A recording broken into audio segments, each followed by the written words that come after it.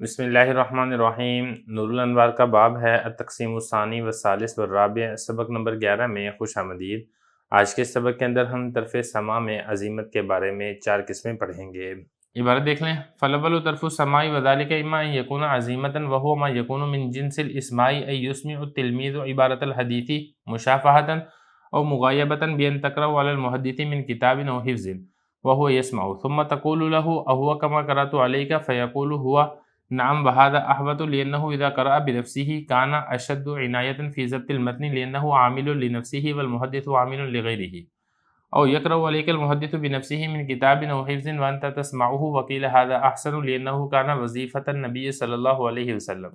والجواب انه معلم الامة وكان مامونا عن الخطأ والنسيان فالاحتياط في حقنا هو الاول، او يكتب اليك كتابا على رسم الكتب بان يكتب قبل التسمية من فلان بن فلان الى فلان بن فلان ثم يسمي ويثني ويذكر فيه حدثني فلان عن فلان الى آخره، الى ان يتصل بالرسول ويذكر بعد ذلك متن الحديث ثم يقول فيه اذا بلغك كتابي هذا وفهمته فحدث به عني فهذا من الغائب كالخطاب من الحاضر في جواز الرواية، وكذلك الرسالة على هذا الوجه بأن يقول المحدث للرسول بلغ عني فلان أنه قد حدثني بهذا الحديث فلان بن فلان إلى آخره، فإذا بلغك رسالتي هذه فروي عني بهذا الحديث فيكونان أي الكتاب والرسالة حجتين إذا ثبت بالحجة أي بالبينة أن هذا كتاب فلان أو رسول فلان على ما عرف في كتاب القاضي، فهذه 4 أقسام للعزيمة في طرف السماع والأولان أكملان من الأخيرين۔ ترجمہ دیکھ لیں۔ پہلی قسم طرف سماع ہے اور اس میں یا تو عظیمت ہوگی، اور عظیمت یہ ہے کہ سنانے کی جنس میں سے ہو بئی طور کے شاگرد حدیث کی عبارت کو بالمشافہہ یا غائبانہ طریقے پر سنائے، بئی طور کے وہ محدث پر پڑھے کتاب سے یا زبانی اور محدث سنے، پھر شاگرد محدث سے کہے کہ یہ حدیث ایسی ہے جیسے میں نے آپ پر پڑھی ہے، تو پھر محدث کہے گا جی ہاں۔ یہ طریقہ زیادہ محتاط ہے، اس لیے کہ جب وہ بذات خود پڑھے گا تو اس کی زیادہ توجہ ہوگی متن کو یاد رکھنے میں، اس لیے کہ وہ اپنی ذات کے لیے عمل کرنے والا ہے اور محدث اپنے غیر کے لیے عمل کرنے والا ہے۔ یا پھر دوسرا طریقہ یہ ہے کہ محدث آپ پر حدیث پڑھے بذات خود کسی کتاب سے یا زبانی، اور آپ محدث سے سنیں، اور ایک قول یہ کہا گیا جو کہ ضعیف ہے کہ یہ طریقہ زیادہ اچھا ہے، اس لیے کہ نبی کریم صلی اللہ علیہ وسلم کی یہی ذمہ داری تھی، اور اس کا جواب یہ دیا گیا کہ آپ صلی اللہ علیہ وسلم تو امت کے لیے معلم یعنی استاد تھے، اور آپ صلی اللہ علیہ وسلم تو غلطی اور نسیان سے محفوظ تھے، ہمارے حق میں احتیاط وہ پہلا طریقہ ہے۔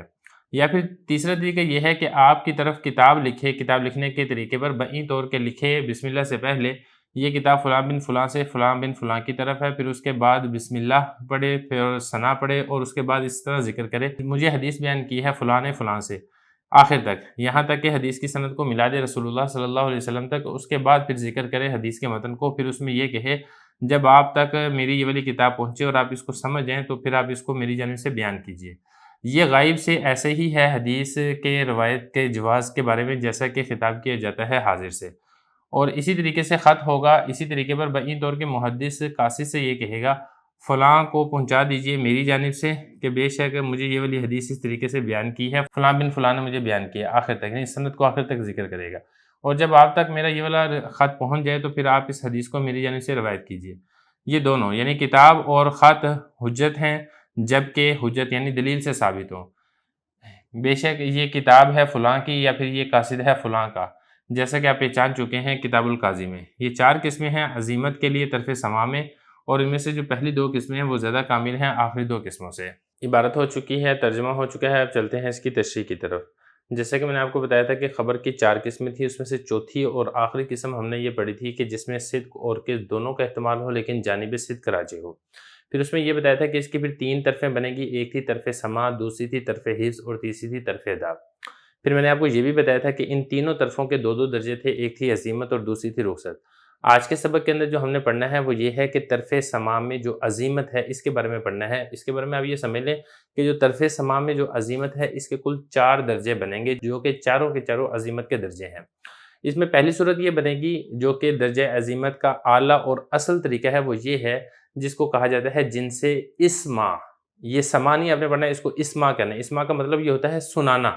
مطلب یہ ہے کہ شاگرد اپنے شیخ محدث کو، محدث یعنی جو حدیث کا استاد ہے، اس کو حدیث کا متن سنائے، چاہے وہ کتاب سے دیکھ کر سنائے، چاہے وہ زبانی سنائے، چاہے وہ بالمشافہ یعنی محدث کے سامنے بیٹھ کر سنائے، یا پھر غائبانہ شیخ کو سنائے۔ غائبانہ کا مطلب یہ ہے کہ شیخ سامنے موجود نہیں ہے، جو شاگرد ہے اس نے کسی اور کو حدیث سنائی ہے، اس نے پھر آگے سے شیخ تک پہنچا دی ہے کہ یہ جو حدیث ہے یہ آپ کے فلاں شاگرد آپ کو یہ والی حدیث اس طریقے سے سنا رہے ہیں۔ خلاصہ کلام یہ ہے کہ جو طرف سماع کا پہلا درجہ ہے عزیمت کا، وہ یہ ہے کہ شاگرد محدث کو حدیث سنائے، اور محدث کو حدیث سنانے کے بعد پھر شاگرد جو ہے وہ محدث سے دریافت کرے کہ کیا یہ حدیث اسی طرح ہے جس طریقے سے میں نے آپ کو سنائی ہے، پھر محدث اس کی تصدیق کر دے۔ تو یہ والا جو درجہ ہے یہ بہت زیادہ اچھا اور سب سے افضل درجہ ہے، کیونکہ اس میں کامل احتیاط ہے۔ کیونکہ دیکھیں جب شاگرد خود قرأت کرے گا تو اس کو یاد کرنے میں، اس کو ضبط کرنے میں اس کی زیادہ توجہ ہوگی، کیونکہ جب شاگرد سنا تو رہا ہے خود حدیث، لیکن وہ اپنی ذات کے لیے سنا رہا ہے، کیونکہ یہاں پر سنانے سے مقصد دوسرے کو فائدہ پہنچانا نہیں ہے،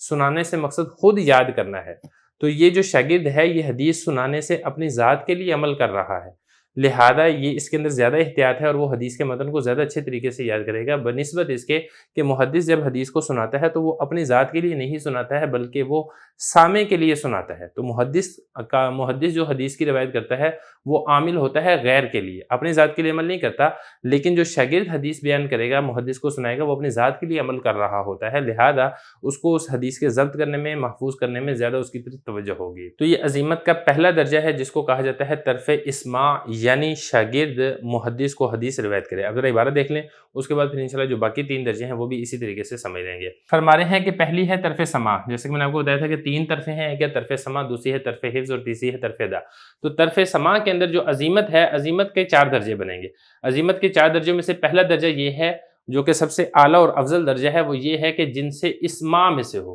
اے یسمع التلمیذ، اس کو یسمع پڑھنا ہے، آپ نے اس کو یسمع نہیں پڑھنا۔ یسمع کا مطلب ہوتا ہے سننا اور یسمع کا مطلب ہوتا ہے سنانا، یعنی جو شاگرد ہے وہ حدیث کی عبارت سنائے، مشافہۃً بالمشافہہ، یعنی محدث کے سامنے بیٹھ کر سنائے، اور مغایبۃً یا غائبانہ طریقے سے محدث کو حدیث کی عبارت سنائے، بئیں طور کے شاگرد محدث پر حدیث قرأت کرے گا، یا تو کسی کتاب سے دیکھ کر قرأت کرے یا زبانی قرأت کرے، اور جو محدث ہے وہ شاگرد سے سنے، پھر ثم تقول له، پھر جو شاگرد ہے وہ محدث سے کہے گا اہوا کما قرأت علیہ، اہوا کیا یہ حدیث ایسے ہی ہے کما قرأت علیہ جیسا کہ میں نے آپ کے اوپر قرأت کی ہے، تو پھر اس کے بعد محدث یہ کہے گا نعم، جی ہاں، وہذا احوط، اور حضرت فرما رہے ہیں کہ یہ والا جو طریقہ ہے یہ زیادہ محتاط ہے، یعنی یہ عزیمت میں سے بھی سب سے ٹاپ لیول کا درجہ ہے، اس لیے کہ شاگرد جب خود بذات خود پڑھے گا، کان اشد عنایۃ فی ضبط المتن، جو حدیث کا متن ہے اس کو ضبط یاد کرنے میں اس کی زیادہ عنایت ہوگی، اس کی زیادہ توجہ ہوگی،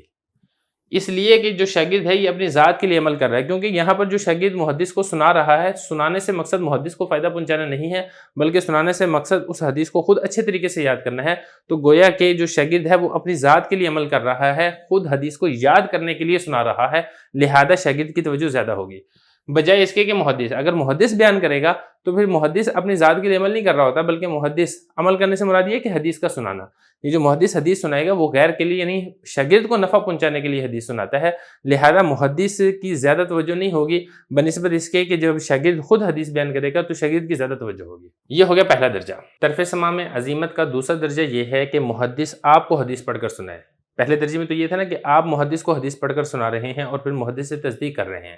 جبکہ جو دوسرا درجہ ہے اس میں آپ پڑھ کر نہیں سنا رہے بلکہ محدث آپ کو حدیث پڑھ کر سنا رہا ہے،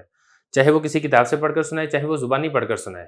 اور آپ محدث سے سنیں۔ یہ دوسرا درجہ ہے جو کہ پہلے درجے سے کم ہے، لیکن بہرحال ہے یہ بھی عزیمت کا ہی درجہ ہے، اور ایک قول یہاں پر یہ کہا گیا کہ یہ جو دوسرا درجہ ہے یہ زیادہ افضل ہے، یعنی یہ زیادہ بہتر ہے، بہرحال اس کے بارے میں ساری تفصیل ہم پڑھ لیتے ہیں۔ دوسرا درجہ بتا رہے ہیں او یقرأ علیک المحدث، عزیمت کا دوسرا درجہ یہ ہے کہ محدث بذات خود کسی کتاب سے یا زبانی آپ کے اوپر حدیث پڑھتا ہے، وانت تسمعہ، اور آپ حدیث سنتے ہیں، وکیل ھذا احسن، اور ایک ضعیف قول کے مطابق یہ طریقہ زیادہ اچھا ہے۔ میں نے تو یہ کہا تھا نا کہ سب سے اول طریقہ یہ ہے کہ آپ حدیث پڑھ کر سنائیں، لیکن ایک ضعیف قول کے مطابق یہ جو دوسرا درجہ ہے یہ زیادہ اچھا ہے پہلے درجے کی بھی بنسبت۔ اب جو یہ ضعیف قول ہے اس کی وجہ کیا ہے؟ اس کی وجہ یہ ہے کہ آپ صلی اللہ علیہ وسلم کی یہ ذمہ داری تھی، ظاہر ہے دین کے جتنے احکام ہیں وہ نبی کریم صلی اللہ علیہ وسلم نے بذات خود ارشاد فرمائے ہیں، ایسا تو نہیں ہے کہ جو صحابہ ہیں انہوں نے آپ صلی اللہ علیہ وسلم پر حدیث پڑھ کر سنائی ہو اور آپ صلی اللہ علیہ وسلم سے تصدیق کی ہو، بلکہ آپ صلی اللہ علیہ وسلم نے اپنی زبان اقدس، اپنی زبان مبارک سے خود احادیث ارشاد فرمائی ہیں۔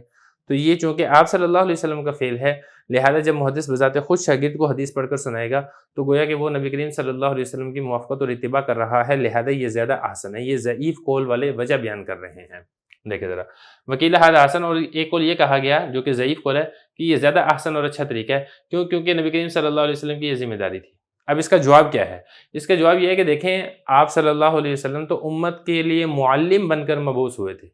آپ صلی اللہ علیہ وسلم کا تو فرض منصبی ہی یہی تھا کہ امت کو دین کی اور شریعت کی تعلیم دے، ایک بات۔ اور دوسری بات یہ ہے کہ آپ صلی اللہ علیہ وسلم غلطی سے، خطا سے، نسیان سے محفوظ تھے۔ ظاہر ہے اگر شریعت کی بیان کرنے میں اگر نبی کریم صلی اللہ علیہ وسلم کو غلطی لگ سکتی ہے تو پھر تو پوری کی پوری شریعت سے اعتماد ہی اٹھ جائے گا۔ لہذا اللہ رب العزت نے ہر قسم کی غلطی اور نسیان سے نبی کریم صلی اللہ علیہ وسلم کو محفوظ رکھا تھا۔ لہذا آپ صلی اللہ علیہ وسلم کی حیثیت الگ ہے اس بارے میں، اور جو ہمارے لیے جو زیادہ بہتر ہے ہمارے میں، چونکہ جب محدث بیان کرے گا یا اسی طریقے سے شاگرد بیان کرے گا اس کو غلطی بھی لگ سکتی ہے، اس کو بھول چوک بھی ہو سکتی ہے، اور اسی طریقے سے وہ نسیان کا بھی شکار ہو سکتا ہے۔ تو لہذا یہاں پر جو طرف عزیمت کا جو سب سے اچھا طریقہ ہے وہ یہ ہے کہ جو شاگرد ہے وہ خود پڑھ کر سنائے، کیونکہ جب وہ خود پڑھ کر سنائے گا تو پھر وہ حدیث کا متن یاد کرنے میں اس کی زیادہ توجہ ہوگی۔ تو یہ اس کا جواب یہی دیا گیا۔ جواب یہ ہے کہ آپ صلی اللہ علیہ وسلم تو امت کے لیے معلم تھے، اور دوسری بات یہ ہے کہ وہ خطا اور نسیان سے محفوظ تھے۔ ہمارے حق میں محتاط طریقہ وہ پہلا طریقہ ہے، یہ والا طریقہ ہی ہے۔ دو طریقے ہو گئے، اب یہاں سے آگے تیسرا طریقہ بیان کیا جا رہا ہے، اور یکتب الیک کتابا۔ طرف سما میں عزیمت کا تیسرا درجہ یہ ہے کہ شیخ تحریری صورت کے اندر احادیث کو قلم بند کرے، یعنی کوئی کتاب لکھے، اس کتاب میں لکھنے کا طریقہ یہ ہوگا کہ بسم اللہ سے پہلے یہ لکھے کہ یہ والی جو میں کتاب لکھ رہا ہوں یہ فلاں بن فلاں سے فلاں بن فلاں کی طرف ہے، یعنی اپنا نام ذکر کرے گا، اپنے باپ کا نام ذکر کرے گا، اور جس کے لیے کتاب لکھی جا رہی ہے اس کا اور اس کے باپ کا نام ذکر کرے گا۔ اس کے بعد پھر بسم اللہ الرحمن الرحیم، پھر اللہ تعالیٰ کی حمد و ثنا کرے گا، اور اس کے بعد پھر یہ لکھے گا کہ حدثنی فلان عن فلان، یعنی پھر اس کے بعد احادیث لکھے گا، پوری کی پوری سند ذکر کرے گا، نبی کریم صلی اللہ علیہ وسلم تک متصل بیان کرے گا۔ سند کو آخر تک پہنچانے کے بعد پھر جو حدیث کا متن ہے اس کو تحریر کرے گا، اور حدیث کا متن تحریر کرنے کے بعد پھر جو شیخ ہے یعنی جو محدث ہے پھر یہ بھی لکھ دے گا کہ جس کی طرف اس نے یہ والی کتاب لکھی ہے کہ جب آپ تک میری یہ والی کتاب پہنچیں اور آپ اس کو اچھے طریقے سے سمجھ جائیں تو پھر آپ اس کو آگے میری طرف سے روایت کر سکتے ہیں۔ یہ تیسرا طریقہ ہے جو کہ ہے یہ بھی عزیمت کا ہی طریقہ ہے، لیکن بہرحال اس کا جو درجہ ہے وہ پہلے دو درجوں کے بعد آتا ہے۔ تیسرا درجہ یہ ہے یکتب الیک کتابا، کہ جو محدث ہے وہ آپ کی طرف کتاب لکھے علی رسم الکتبی، کتاب لکھنے کے طریقے پر۔ کیسے؟ بئی طور کہ وہ کتاب میں بسم اللہ الرحمن الرحیم سے پہلے لکھے گا فلاں بن فلاں سے، یعنی اپنا نام ذکر کرے گا، اپنے باپ کا نام ذکر کرے گا کہ یہ کتاب فلاں بن فلاں کی طرف سے فلاں بن فلاں کی طرف ہے۔ آپ کے لیے لکھ رہے ہیں تو آپ کا نام اور آپ کے باپ کا نام ذکر کرے گا، پھر اس کے بعد بسم اللہ الرحمن الرحیم ذکر کرے گا اور لکھے گا، پھر اس کے بعد اللہ تعالیٰ کی حمد و ثنا کرے گا، پھر اس میں اس طریقے سے ذکر کرے گا حدیث حدثنی فلان عن فلان، مجھے یہ والی حدیث بیان کی ہے فلاں نے فلاں سے، یعنی سند متصل ذکر کرے گا نبی کریم صلی اللہ علیہ وسلم تک، یہاں تک کہ حدیث کو متصل کر دے گا رسول اللہ صلی اللہ علیہ وسلم تک۔ اس کے بعد پھر حدیث کا متن اس کو ذکر کرے گا، پھر اس کے بعد یہ ذکر کرے گا اذا بلغ کا کتابی ھذا، جب آپ تک میری والی کتاب پہنچے وفہمتہ، اور آپ اس کتاب کو سمجھ بھی جائیں فحدث بہ عنی، تو پھر آپ اس کتاب میں جو احادیث ہیں اس کو میری طرف سے آپ آگے روایت کر سکتے ہیں۔ یعنی شیخ پھر جو شاگرد ہے اس کو اجازت بھی دے رہا ہے کہ ان احادیث کو جب آپ اس کو اچھے طریقے سے پڑھ لیں، سمجھ لیں، تو پھر آپ میری جانب سے اس کو آگے روایت بھی کر سکتے ہیں۔ فہذا من الغائب، اب یہ جو طریقہ ہے نا اس میں دیکھیں یہ جو محدث ہے یہ محدث موجود نہیں ہوتا، بلکہ محدث یہاں پر غائب ہوتا ہے کیونکہ وہ کتاب لکھ رہا ہے۔ یہ ایسے ہی ہے جیسا کہ خطاب کیا جاتا ہے حاضر سے۔ حاضر میں یعنی جس طریقے سے محدث ہے اور وہ شاگرد اس کے سامنے موجود ہے، اس کو وہ حدیث بیان کرتا ہے تو پھر اس کو آگے اجازت دیتا ہے کہ آپ اس حدیث کو آگے بیان کر لیں۔ تو یہاں پر یہ جو غائب ہے، یہاں پہ محدث سامنے تو موجود نہیں ہے، کتاب لکھ رہا ہے، تو یہاں پر یہ روایت کے جواز کے اندر یہ بالکل ایسے ہی ہے جیسا کہ شاگرد سامنے بیٹھا ہو اور اس کو روایت بیان کر کے اس کو آگے نقل کرنے کی اجازت دی جاتی ہے۔ تو یہ بتا رہے ہیں کہ یہ والا جو طریقہ ہے یہ غائب سے ہے، یعنی اس میں جو محدث ہے وہ غائب ہوتا ہے روایت کے جواز میں، یعنی محدث اگر غائب ہے تو تب بھی محدث سے وہ روایت لے کے آگے نقل کرنا جائز ہوتا ہے، بالکل ایسے ہی جیسا کہ محدث اگر خطاب کرے حاضر سے، یعنی شاگرد حاضر ہو تو وہ محدث سے حدیث لے اور پھر آگے نقل کرنے کی اجازت لے تو پھر وہ آگے اس کو نقل کر سکتا ہے۔ تو یہ ہو گیا تیسرا طریقہ۔ طرف سما میں عزیمت کا چوتھا اور آخری درجہ یہ ہے کہ قاصد کے ذریعے سے حدیث کو منتقل کیا جائے۔ مثال کے طور پہ شیخ قاصد کو یہ کہتا ہے کہ میری جانب سے فلاں شخص تک یہ والی حدیث پہنچا دیجئے جو کہ مجھے فلاں نے فلاں سے، یعنی پوری حدیث کی سند ذکر کرے اور کہے کہ میں نے یہ والی حدیث لی ہے، اس سند سے لی ہے، اور جب یہ حدیث قاصد کی معرفت سے آپ تک پہنچ جائے تو پھر آپ کو اجازت ہے کہ آپ اس حدیث کو میری طرف سے آگے روایت کر سکتے ہیں۔ تو یہ طرف سما کا چوتھا اور آخری درجہ ہے، لیکن اس میں ایک چیز کا خیال رکھنا ضروری ہے کہ یہ جو آخری دو صورتیں ہیں، آخری دو صورتیں کون سی تھیں؟ اس میں ایک تو یہ تھا نا کہ کتاب لکھتا ہے محدث، دوسرا یہ تھا کہ محدث حدیث کو بذریعہ قاصد روانہ کرتا ہے۔ یہ دونوں چاہے کتاب کی صورت میں ہے چاہے قاصد کی صورت میں یہ قابل حجت ہے، لیکن اس کے لیے دلیل سے ثابت ہونا ضروری ہے، یعنی کتاب ہے تو کتاب کو بینہ یعنی گواہوں کے ذریعے سے ثابت کرنا ضروری ہے کہ یہ فلاں شیخ نے ہی کتاب لکھی ہے. یہ اسی طریقے سے اگر قاصد ہے تو قاصد کو بھی گواہوں کے ذریعے سے یہ والی بات ثابت کرنی پڑے گی کہ مجھے فلاں شیخ نے قاصد بنا کر بھیجا ہے آپ کی طرف تاکہ میں حدیث کو آپ سے بیان کروں. اگر عبارت دیکھیں فرما رہے ہیں وَكَذَلِكَ الرِّسَالَہ یعنی اسی طریقے سے پیغام پہنچانا ہے. یعنی یہ بھی طرف سما کا ایک عظیمت والا درجہ ہے. بئی طور کے محدث قاصد سے کہے بلغنی پہنچا دیجئے میری جانب سے فلاں کو انہو قد حدثنی بہذا الحدیث کہ میں نے یہ والی حدیث بیان کی ہے. یعنی مجھ سے یہ والی حدیث بیان کیا فلاں بن فلاں نے، یعنی حدیث کی پوری سند ذکر کرے پھر حدیث بیان کرے. پھر اس کے بعد محدث یہ کہ فَإِذَا بَلَغَكَ رِسَالَتِي هَذِهِ جب آپ تک میرا یہ والا خط پہنچ جائے فروی تو آپ روایت کیجئے، یہ امر کا صیغہ ہے، انی میری جانب سے یہ والی حدیث. تو یہ چوتھا اور آخری درجہ. فیکونانی آگے بتا رہے ہیں کہ یہ دونوں کون سے، یعنی تیسری اور چوتھی صورت، یعنی کتاب اور اسی طریقے سے قاصد کے ذریعے سے حدیث آگے پہنچانا حجت، یعنی یہ بھی حجت ہے. یعنی اگر اس طریقے سے حدیث کسی تک پہنچی ہے تو وہ قابل استدلال ہے، حجت ہے. لیکن اس کے لیے ضروری ہے کہ یہ حجت یعنی بینہ گواہوں کے ذریعے سے یہ والی چیز ثابت ہونی چاہیے. یعنی اگر کتاب ہے فلاں محدث کی جانب سے یا اسی طریقے سے قاصد ہے فلاں محدث کی جانب سے تو یہ دونوں چیزیں گواہوں کے ذریعے سے پہلے ثابت کرنی پڑے گی، تو اس کے بعد پھر کتاب ہے تو حجت بنے گی، قاصد کے ذریعے سے حدیث پہنچی ہے تو وہ حدیث حجت بنے گی. ساری کی ساری تفصیل آپ کتاب القاضی کے اندر پڑھ چکے ہیں. تو یہ کل 4 قسمیں بنیں گی طرف عظیمت کی طرف سما میں. آگے حضرت یہ فرما رہے ہیں کہ وَالْأَوَّلَانِ أَكْمَلَانِ مِنَ الْأَخِيرَيْنِ ان 4 قسموں میں سے جو پہلی 2 قسمیں ہیں، ایک یعنی جن سے اسما اور دوسرے یہ ہے کہ محدث بذات خود شاگرد کے اوپر حدیث پڑھ کے سنائے، یہ زیادہ اکمل ہے، یعنی یہ زیادہ کامل ہے من الأخیرین آخری 2 صورتوں سے. یعنی طرف اسما اور اسی طریقے سے محدث خود پڑھ کے سنائے، بجائے اس کے کہ محدث کوئی کتاب لکھتا ہے یا بجائے اس کے کہ محدث بذریعہ قاصد حدیث کو آگے شاگرد تک پہنچاتا ہے.